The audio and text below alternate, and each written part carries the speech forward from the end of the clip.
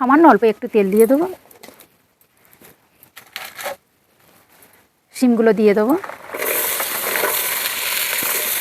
অল্প একটু হলুদ দিয়ে দেবো,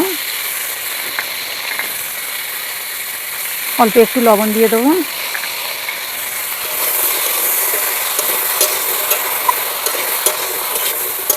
এরকম করে বিছিয়ে বিছিয়ে দেবো। একটু একটু ভাজা ভাজা হবে, এটা চাপা দিয়ে দিয়ে একটু সিদ্ধ করে নেব।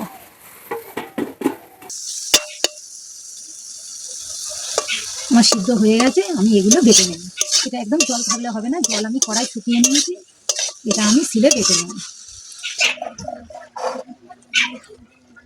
কড়াই দিয়ে দেবো তেল, শুকনো লঙ্কা দিয়ে দেবো, জিরে,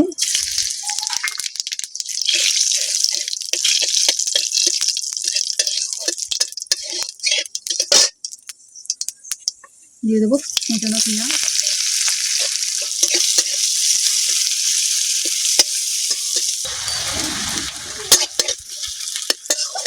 পেঁয়াজটা হালকা ভাজা ভাজা করে নিয়েছি, দিয়ে দেবো শিম বাটাটা।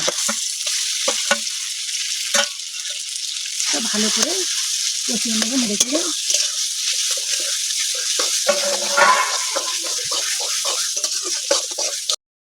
দিয়ে দেবো অল্প একটু চিনি, দিয়ে দেবো ধনেপাতা, শুকনো লঙ্কা গুঁড়ো করা ভাজা,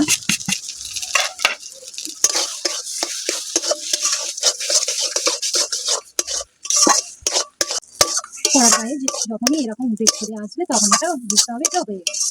এবার এটা আমি নামিয়ে নেব। হয়ে গেছে, এবার নামিয়ে নিচ্ছি। দিয়ে দেবো ওপর থেকে একটু কাঁচা সরিষার তেল।